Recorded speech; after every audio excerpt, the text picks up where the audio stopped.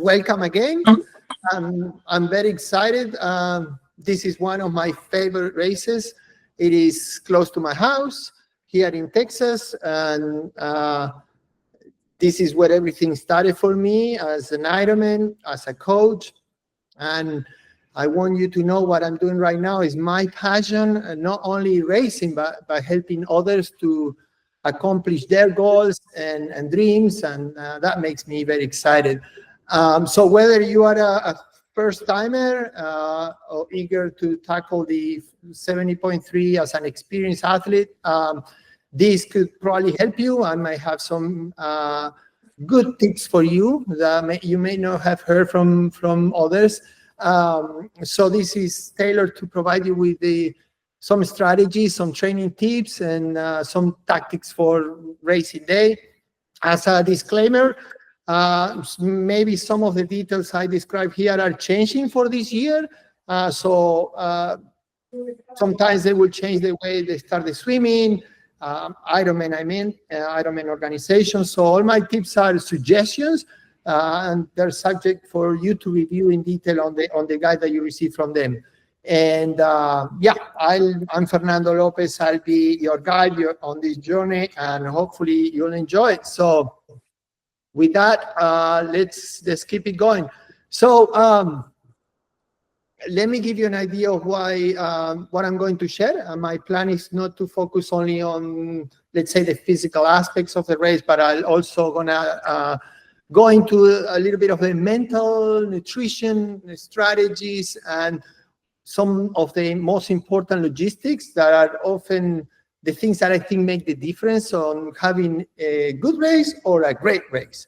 So we'll cover some topics, understanding Ironman Texas 70.3, some tips, and some preparation for the race and so on. So my goal is to leave you with the feeling of preparation. I guess there are 5 to 6 weeks to the race, and hopefully you leave motivated, inspired, and you go there full of energy.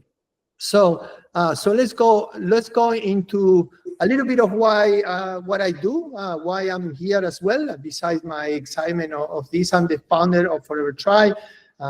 What I have built over the years is what I call an ecosystem that I have created for people like you that need guidance, that need tips, that may not have experience. And if you do, I hope I give you additional tools for you to achieve your goals and enjoy the race.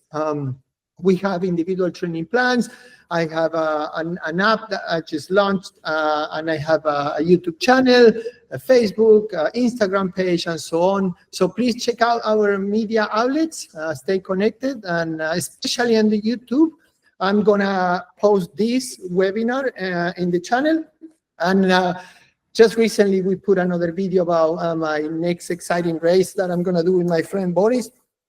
Is Cape Epic in South Africa, so I can't wait to go there. But there is a pre-race video that I just posted, and I'm so excited about that. So have a look and give me some comments about that.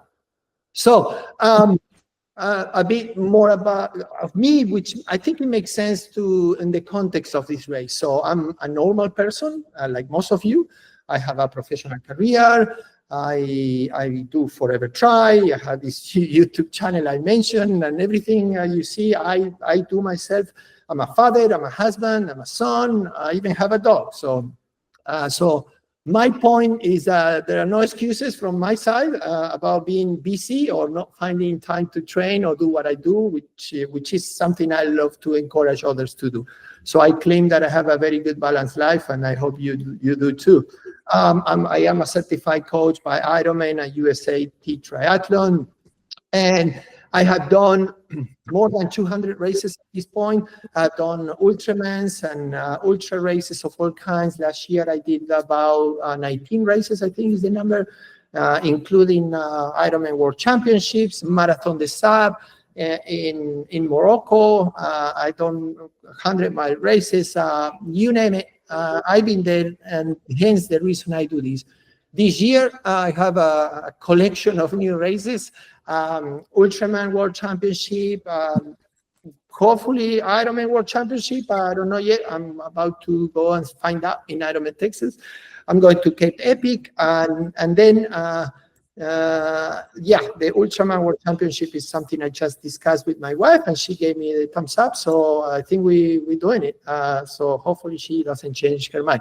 One more I do is Black Lake in Montenegro in September, and that is an extreme triathlon race. I've done 10 of those, and I'm so excited about this year as well. So, but let's go right into Texas 70.3. Again, it's a wonderful race. A lot of people come from other countries. For me, this is the 14th time I'm doing it. I'm one of those lucky ones that can do it every year because it's close by. As the weather, some of you that come from other states or other countries, every year is about 70 Fahrenheit, like 22 centigrades. It's windy, if you wonder, on the bike, at least in one side. I think it's on the way back. In most cases, you have a crosswind on your face all the time. It is hot for the run, 70 Fahrenheit. It's hot, but it's not that bad. It's humid. It's Texas. As far as the location, the Moody Gardens, it's nice. It's awesome. The Moody Gardens is about 45 minutes from Houston. Sorry, it's about an hour from Houston. Try to stay as close as you can from town. The town is fun. And those that live in Houston, in my case, I drive very early on, and I just come back the same day. That's what I've done every year. Galveston is special. It's a local friendly community, and the race is very much spectator friendly. For your family, you see on the running path a lot of people cheering up and take advantage of that. And there is an expo on the race, as all the Ironman races. Try to get there early to get the merchandise. If you are like me, a medium size, that's the merchandise that goes away quickly. So be there early. If you're traveling from an international location, you can get your CO2 gas there, the carriages, and if you forgot a wetsuit or your goggles, you can get it there, no problem. I strongly recommend their mandatory information session. On that session, they give you the last minute changes, if there are any, and they do it in English and in Spanish. There is a big Spanish community there. So I'll stop there for a second in case anybody has any questions about the high-level overview.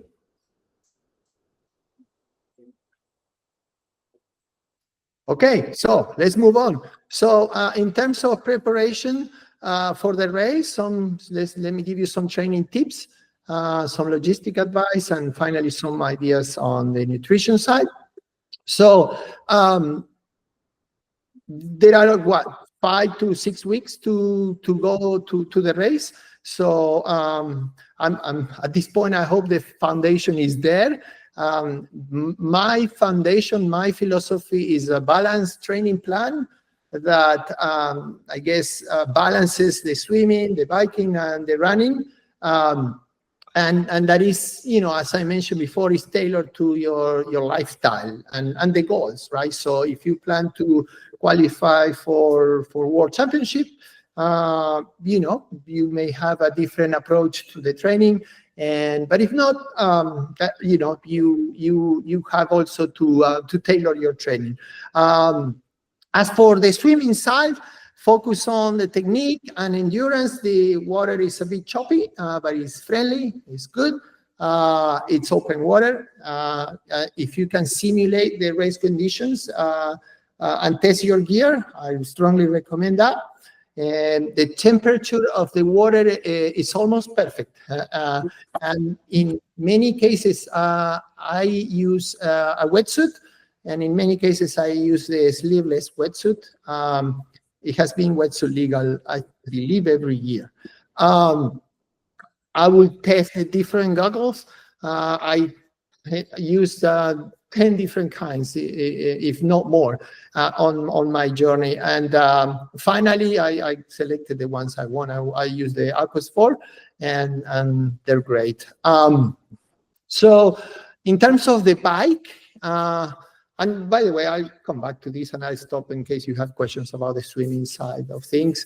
On the bike, practice the cycling in the windy conditions. I promise you, it'll be windy in either the way there or the way back. It's a long way towards the coast, and then the way back is always windy every year. So remember on the bike to try to eat more solids. And try different things. At this point, it's perfect to try different gels, different brands. And I'll tell you a little bit about my take on that. I tried many things, and I still struggle sometimes with gels, so I end up eating things that I like. In fact, in some full Ironmans, I even eaten a salami sandwich, or a boiled egg. Don't be afraid to take what you like, and because I cannot take much of the gel. So for the run, at this point, you should be running 10 miles or so and the weather, at least in Houston, is still not the one is going to be there. But as we get closer to the race, you get mostly the temperature and the conditions that I'll face on that day. I will run with a hat. No music, because that's what happened in Ironmans. You can't use music, in case you didn't know, and simulate the race day. When I say that, I wouldn't recommend to run 13 miles. That's what you're going to run the day of the race. So run a little less, so you have that extra mile or two to accomplish that day. I strongly recommend to do some what we call bricks. A brick is you ride your bike and then you get off the bike and start running, which is exactly what you're going to do on race day. What is? Try to prevent injuries at this point. Rest at least one day a week. That's what I tell my athletes, and most of them follow. Some of them take more, and some of them take less. And don't do what I do, which is not stretching much. So stretch more than I do, and get the flexibility on the muscle. That is always good. But the most important thing is start building that mental toughness. And what I mean by that is start using visualization techniques and a positive self-talk.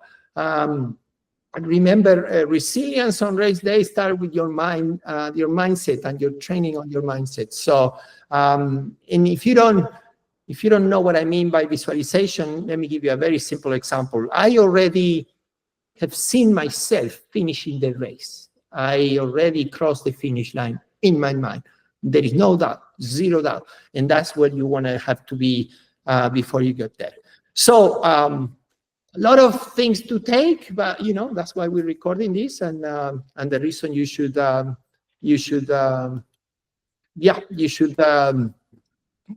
keep listening. And by the way, I forgot to. That's why I hesitated now. I forgot to press one button to record on the PowerPoint itself, but I'm recording on the webinar. So, questions, comments, more to come. Fernando, one quick question will be about wind. You say, about the swimming. The first is in the open ocean. It's in the lake behind the island, right? Then it is currents or no currents. It is waves, no waves. I need to swim left, right. What is the best advice in this case? Yeah, perfect. Thank you for the question. It's open. It's quite open. It's a lake, kind of lake, open water, but it's salt water. It's a bit choppy depending on the windy conditions. The water, you have some visibility on the water. Let's say half a meter at least. You can see through.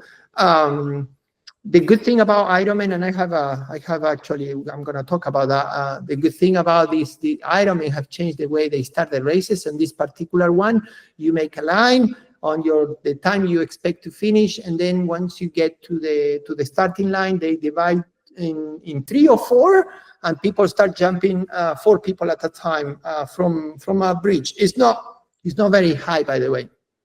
It's scary, but it's always scary. But you shouldn't be scared, because everybody is. That's the point. And yeah, it's no ocean-like, but it feels like an ocean in a way. But it's enclosed, and that gives you a little bit of sense of safety. So, great question. Any other question? Okay, so yeah. Oh, I have a question. Yes. Should you practice like weekly in your wetsuit, or how often should you practice in your wetsuit? Yeah, that's good. So this will be a wetsuit race, so you should train as much as you can on the wetsuit. And by the way, even if you go to the pool, I know we look weird going to a pool with a wetsuit, but don't worry, many people do. Just jump with the wetsuit. Using the wetsuit is not common, and the more you can try, the better. And by the way, I don't know if I mentioned going there before. I think you can swim depending on the race and depending on the conditions. If they let you swim before, I would do that definitely. I mean, a day before or 2 days before. So that's a good question. And yes, use the wetsuit as much as you can from now on. Great. So, okay, great. I'm going to touch on the swimming again. I know that most people have many questions about that. So in terms of the race logistics, I'll give you my best advice based on my 200 races or so. I traveled quite a bit. I think I mentioned choose accommodation close to the race time. If you can stay right there in the Moody Gardens, do it. You'll have a better experience. Arrive a few days before. That might be obvious, but just try to settle in. I do as much as I can with time. I register as early as I can. I familiarize myself with the race as much as I can, and that's my best suggestion there. Of course, I'm going to mention some things of the obvious. When you register, you need your documents and so on. Think about transportation. Ironman Texas, if you're coming from overseas or other, Texas, you need a car in most cases. You can take Ubers as well. What else can I say here? Explore the area is great. Try to go to the nearest grocery store, get some stuff for the morning, and hopefully nobody needs it, but you might take a look at where the medical facilities are just in case. But that's not something we think about, and hopefully nobody needs that. So in terms of I guess nutrition, a little more of what I mentioned before. Start testing what you think it works for you. Of course, eating healthy foods to give you more energy and help you recover better is essential. Hydration is key. Try to drink. Whether you drink just water or you drink any of the powders that you take. Tried them before. That might be the difference between a good race and a terrible race. Electrolytes, stay hydrated before, during, and after the race. That's very important. That will help you avoid injuries and be healthy overall. Listen to your body, but try to manage the training load and the nutrition side of things. It's better to arrive without any injuries and any hiccups and you don't want to have anything last minute on that. Be prepared to the unexpected. Again, know where medical facilities are. Hopefully you don't need a plan B, but it's always good to have it. Again, this is a topic that is a bit tricky because there is a lot, and hopefully nobody thinks that something could go wrong, but in case it does, be as prepared as you can. By the way, not only you but but also the people that may come with you.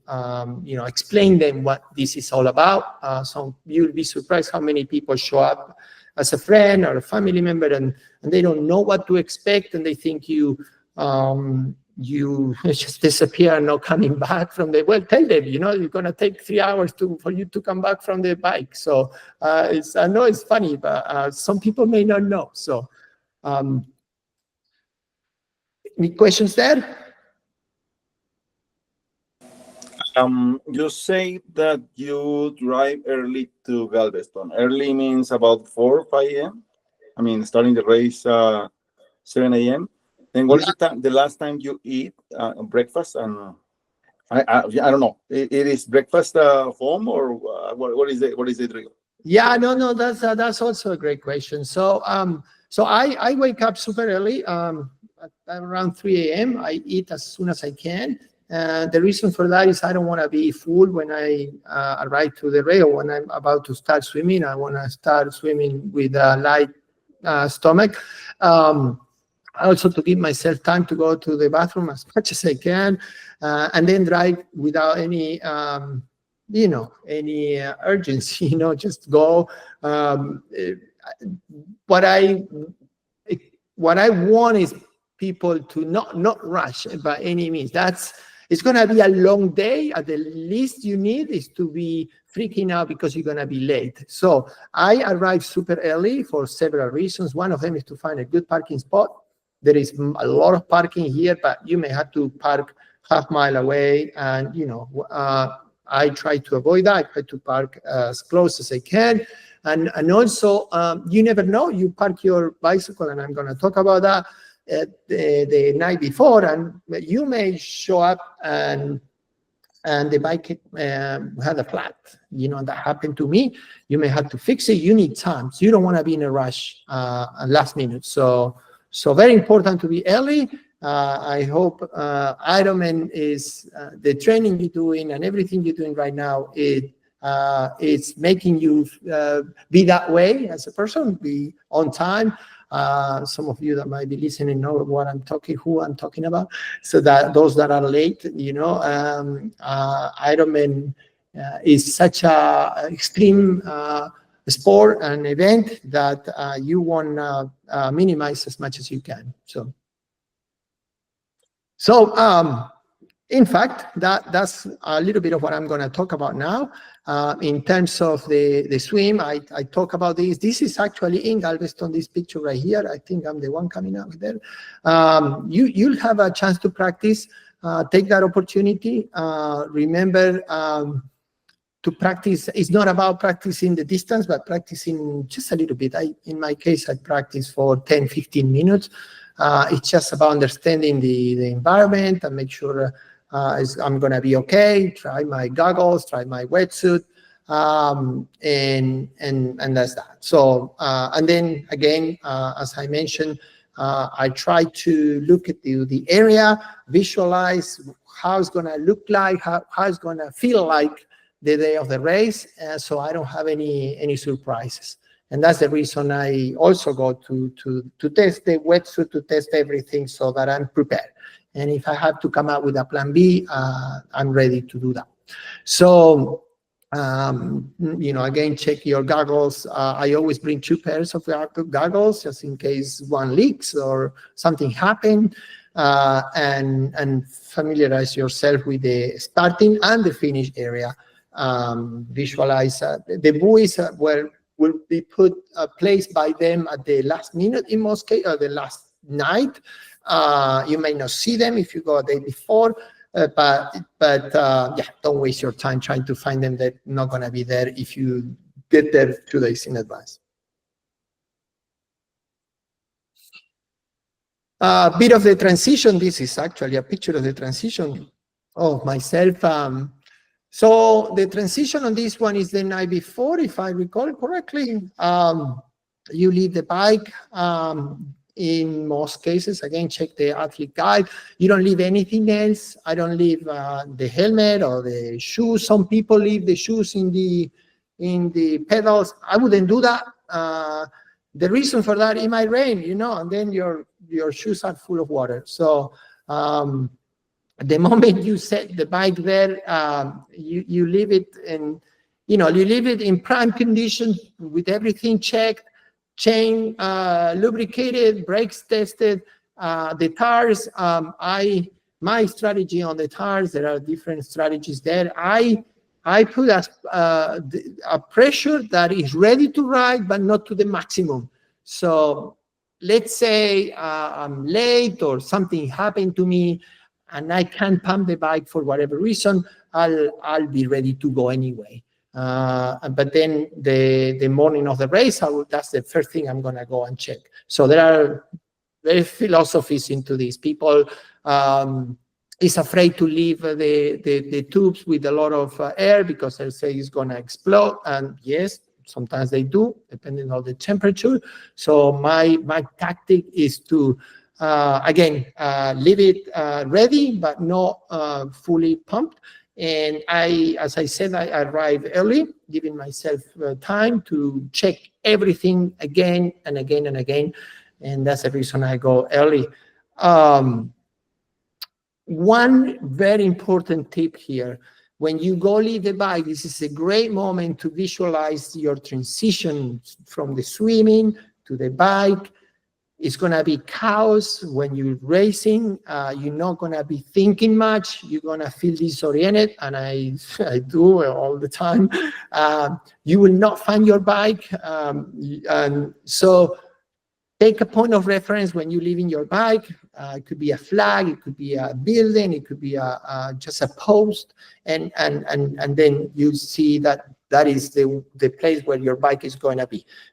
Maybe it's a flag or anything else. So I think that's one of the best tips I could give you. And believe me, I lost my bike a few times, and I thought somebody moved it, but the bike was always there. It's just when you come out of the water, you don't think about that.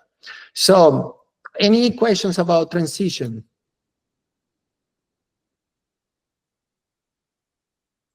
There is strippers, right? On Galveston, there are strippers.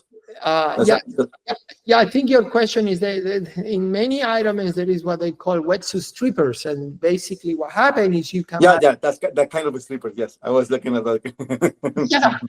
yeah, I believe Galveston does. Yes, and basically I always use them. These are volunteers. Thank you, by the way, a bunch of volunteers there ready to help you strip out your wetsuit, and that's awesome because when the wetsuit gets wet, it's difficult to take it off. So you basically lay down on the floor, and they just take it off you. So what I do is, as soon as I get off the water, I unzip it while I'm walking or running, while I'm getting to the strippers, and then as soon as I take off the arms, I lay down on my back, and they take it off. I grab the wetsuit. In this race, you grab the wetsuit. There is no tent. You just go straight to your bike, and everything is right there next to your bike. So you leave your wetsuit, your goggles, everything in there.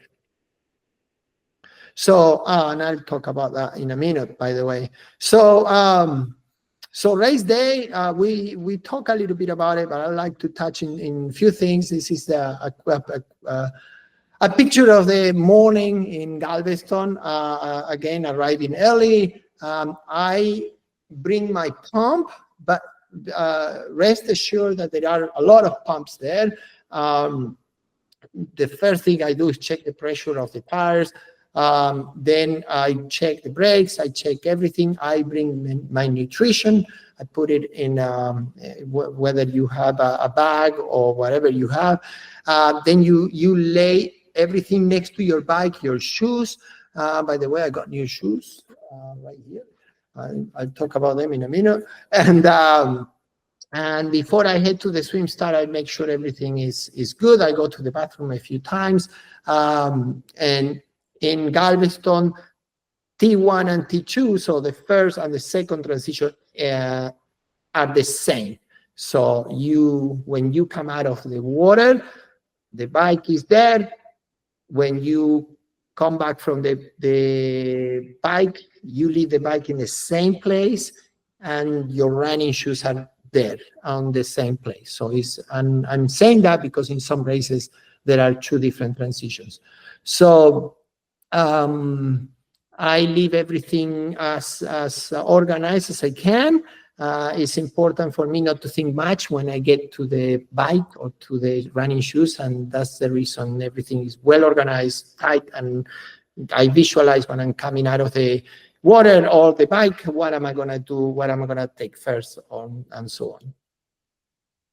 So here is a picture of the swimming start. Many people will be there, thousands, I don't know how many there are, and you decide.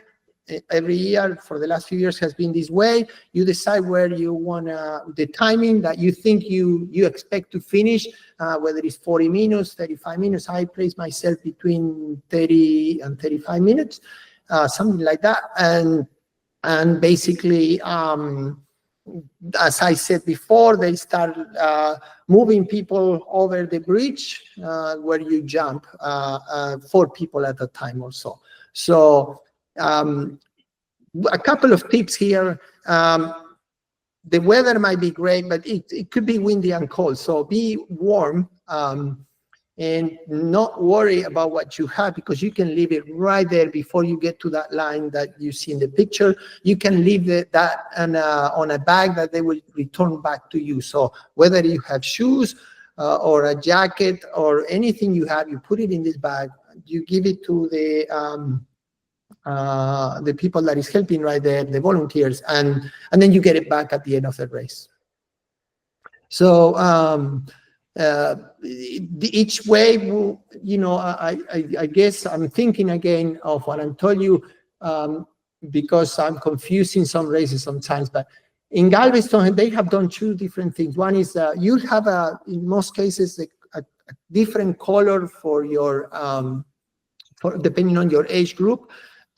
So it might go that way. So whether it's the hat color or the timing or both, you'll see. And then again, every 5 seconds, there is 4 or 5 people jumping in the water. Something important to say here, everybody's as nervous as you are. Everybody has the same cocktail of anticipation and adrenaline. So you're not alone. Everybody feels the same. Breathe, enjoy the moment, take it all in, and make sure you cross the river, as they say. You just go through this part, which is for many people the most scary one, but I promise you, is the most, in a way, is the easiest, because what's coming later is much more, requires much more effort and energy. Any questions about the swimming? Fernando, question. Is it a far distance, the transition coming out of the water to the bike? Yes and no. It's a decent quarter of a mile, I guess, or a little less. So it's okay. You don't have to wear shoes or any of that. I think it's 200 yards, something like that. But they have a carpet, and you're fine. Some people are concerned of using shoes when they come out of the water. You don't need that unless you have you may have issues in your foot or something. But other than that, no, it's not too long. There are many other races that is much longer. Any other question? Here's how choppy it is. This is a good picture of that. Yes, you can see there are orange buoys. Sometimes they're yellow and orange. And they're about 100 yards apart. Just to mention a couple of things here, the way I take every Ironman race, when I have to go from buoy to buoy, that's exactly what I do and what I think about. I need to go to the next buoy. I don't think about going to the finish line. I go buoy to buoy, step by step, and that's what I visualize. And as soon as I get to the next buoy, I say, okay, next buoy. And it's a good way to move forward and to alleviate the scariness and the adrenaline and so on and so forth. Another thing is, I don't remember one race where I just swim calm, like if nothing happened. Initially, there is excitement. Most people run out of breath, and for the first 200 yards or so, don't panic. Just stop, think, relax, breathe, and keep going. Another 10 seconds, another 30 seconds, another minute. It's nothing.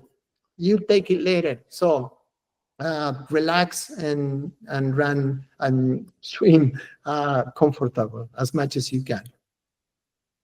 So here it is. Yes, I have that picture. Mayor was asking, I think it was Boris. So that's me laying down on the strip in the wet. So I forgot I had this picture. You just see how they take your wetsuit out of, these are the helpers, and they would just strip out the wetsuit. So it's kind of fun, actually. Everybody's laughing there.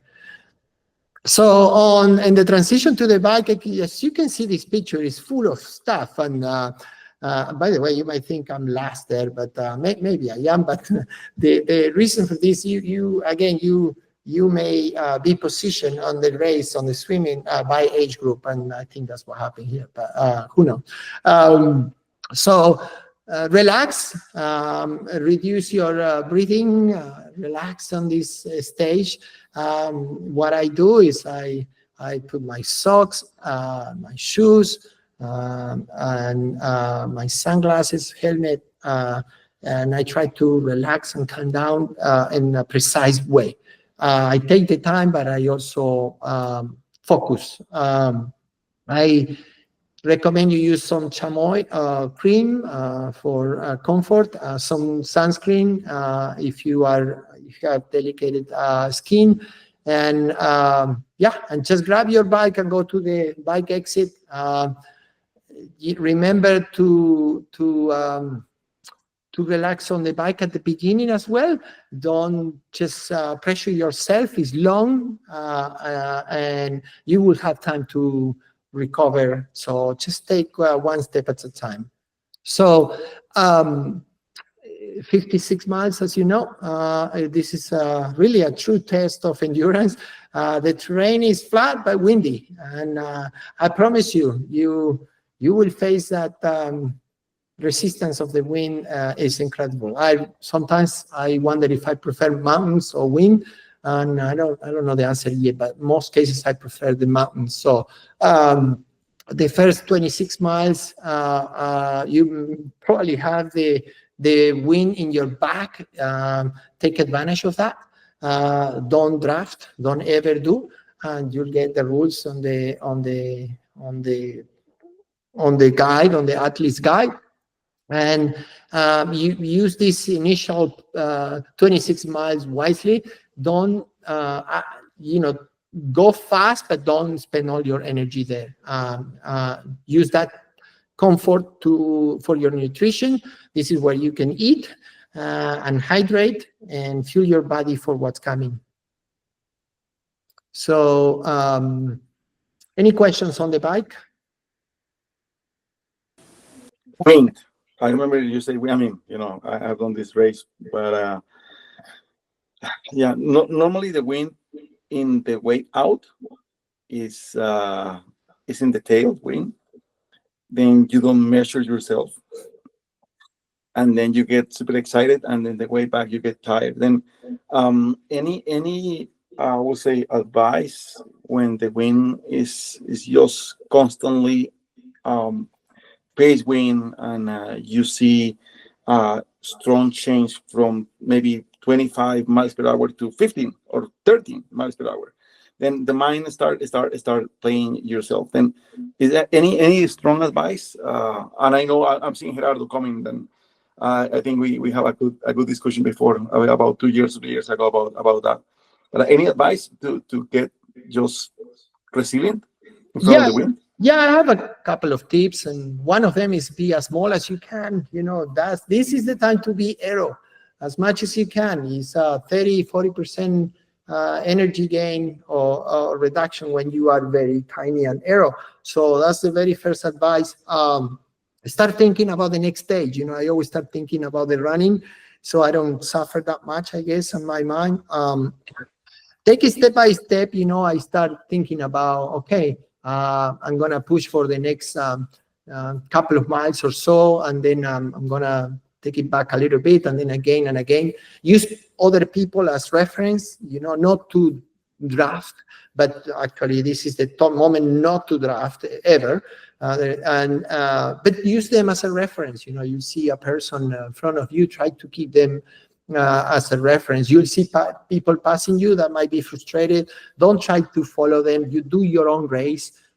Focus on your strengths. Focus on what you want to get out of it, and be careful. The wind gusts could be very very strong. Be careful if you're not a very experienced cyclist. I wouldn't take disc wheels. I wouldn't do that. This is a race where you can be blown away if you do. So yeah, those are the initial advice. I guess one more is, if you train with a power meter, well, use that as a reference for your power.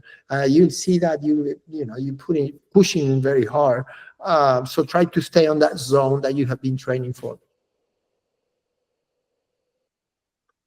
So on the second transition, bike to run, there is not a tent. You leave your bike. This is a half Ironman, so nobody will take the bike from you. In a full Ironman, they will. But this one, you place the bike yourself. You'll have your own plan on what you wear first, but you always have to wear your helmet. So this is where you put your beep number. Please don't forget that. Maybe you have a lucky charm as well, so this is the time to wear it. And this is a mental shift, right? So you're coming from riding a bike, swimming. This is the last part of it. You're gonna be tired. You're gonna be hurt, but this is the time to take a breath and start your best foot forward for the last challenge of the day. So a couple of tips here. This is 13 miles. Is long. They have 8 stations. Some of the tips from me is. I walk through the transitions, but now I don't anymore. I try not to, but I walk through the transitions, and that's kind of the way same as with the bike, it's my point of reference to move forward. The transitions are great on this race, same as in Ironman Texas. They have a lot of stuff. If it's hot, I drop water. Be careful not to drop too much water that it ends up in your shoes, and then your shoes are full of water. So I learned that the hard way. So now I lean in and I put water on my head. They have sponges, which are great. Sponges with water, and they're cold. They're awesome. One thing I do in hot races like this, I get ice and I put a piece of ice in my mouth, and that keeps me a bit distracted and also keep me cold. And then, there are no shaded areas on this race whatsoever. I think there's only one little section. So the one thing that will pump you up is the crowd. Not only the ones that are cheering up for you, but everybody else. This is a very fun race. And I think that's the one thing that you should take advantage of. I never, those of you that know me, I never ever look at my watch in the entire race, but especially on the run. I don't believe that's helpful. You'll never be happy with what you see anyway. So don't even try. Remember, if you do what I say on this one, you'll have a much better experience. And I bought this. I love this Adidas Adizero. I'm not paid by Adidas, by the way, but I love these shoes. They're very light. I just bought a new pair. These are the Adidas Adios Pro, and I love them. They're very good for this type of races, for long distance and for weather conditions and for flat surface. They don't have any grab on the bottom. So I love them, and check them out, but don't change much. If you're comfortable what you have, keep using those. So I want to give time for questions, but before I do, let's recap. First, we went through the logistics, the Moody Gardens, navigating the choppy waters, the biking side, the running. I gave you some tips on different things, the transitions. I'm mentioning all these things so you think of the next question you want to ask me. The psychological endurance part of it, the preparing your mind, staying focused, being positive, being resilient. But for the most part, remember, I'm assuming most of you are not pro athletes. You may want to be one. That would be great. But for most of us that are regular human beings, we do this because we love it, because we want to have fun. So do so. Have fun. Enjoy the moment. Enjoy what you have accomplished. You hear a lot of people doing these type races nowadays, but it's special still. Not many people have done a half Ironman, and take that special moment. And if you follow a lot of the things I have discussed here, then you'll have a better experience altogether. So if you notice, some of my tips are about enjoying the race. It's not about looking at your watch every single minute or taking 3 gels per hour, or any of that. So enjoy the moment, enjoy the reason you're there, and run for a purpose if you can, and take it from there. So have a couple more things here to show you, especially for supporters. Our family, friends, etc. Let them familiarize with the course. It's important. Otherwise, they'd be waiting for you. They don't know what to expect. The restrooms, they have a lot of restrooms next to bike transition. I ask them to pack the essential stuff, the water, snacks, sunscreen. It's a long day for them as well. Let them enjoy the moment as well with you. Ask them to stay informed. There is an Ironman tracker app that they can follow you. Sometimes there's a bit of delay, but it's pretty accurate for the most part. Tell them to be patient, that you'll show up eventually. Tell them to respect other athletes, and celebrate every aspect of it, because they're going to have fun as well. And hey, why not plan for a post-race party? That's always good. Maybe a tattoo, as most people do the tattoo in their calf when they do a full Ironman. But hey, nobody says you cannot do a tattoo if you do a half. So mostly remember, your support is a beacon of encouragement, and every clap, every sign there from them will help you, and thank them all the time. I always do. I always stop and kiss my wife Andrea there, because what another minute, another second doesn't make a difference for me. So enjoy the community. A lot of us do this to get new friends. Doing this solo is boring. So do it with a community if you can. You can run with us and Forever Try. If not, you can run with your community team or whatever.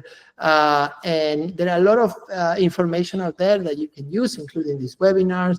And there's a lot out there. In the past, there wasn't that much, but now there is a lot. YouTube videos, Instagram, etc., etc. So with that, before I open it up, I have one more thing for you. So let me show you what happened. I hope you can see this. If you know me, you'll remember this day. This is a bonus video. It's only 30 seconds. Let me show you what happened. I'm that guy there, stopping my watch. Wait. Look at what happened. I almost died, but I didn't. I'm alive. So yeah, this was 3 years ago. Big storm. They stopped the race, and we some of us kept going, and that what happened after I crossed the finish line. And I will never forget this video. So it's a good one, and nobody was injured, but it was a mess. The whole thing was a mess for like 15 minutes, and then everything came to calm. So with that. Hey, this is last year. I finished, I don't know, I finished second, I think. If you do, you get this.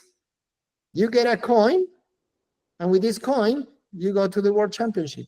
You don't have to finish first or second or third. Sometimes you can finish fourth or fifth, and you might have a chance.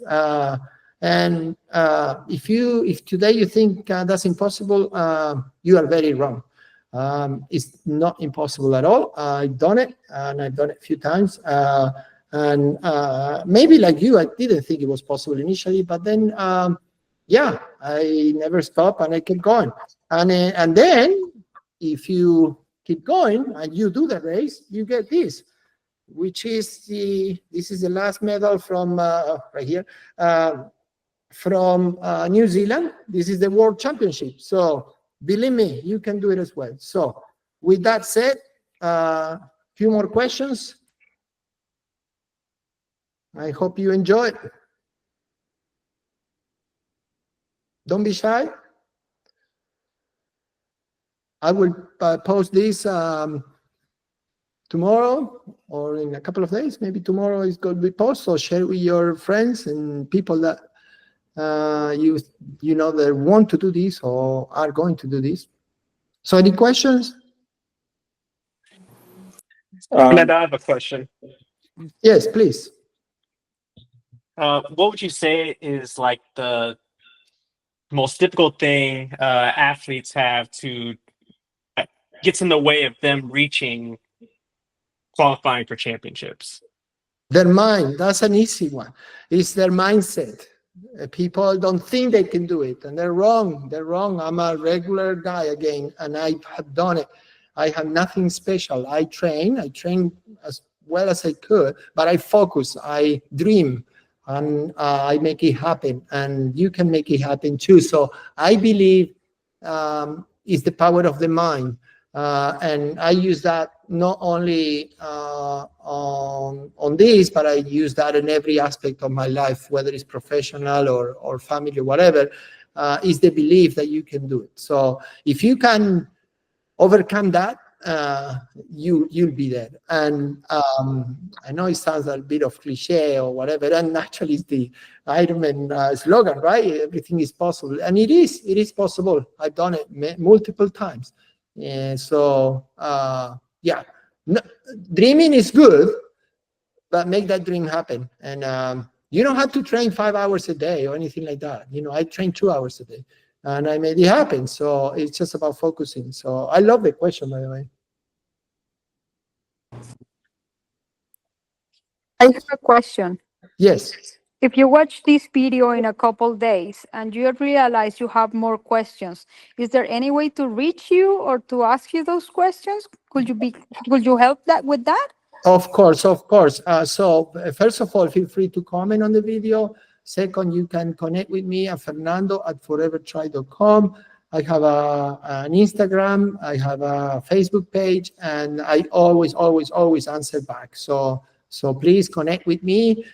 We also have an app. It's called Forever Try. You can download that for iPhone or Android. And we do meetups, and I have training plans as well. Give it a try, and yeah, that's the way to connect with me. We have another couple minutes. Any other question? I love it. We are on time. I didn't even plan to be on time, but yeah, it happened. I'm going to have another webinar soon for Ironman Texas.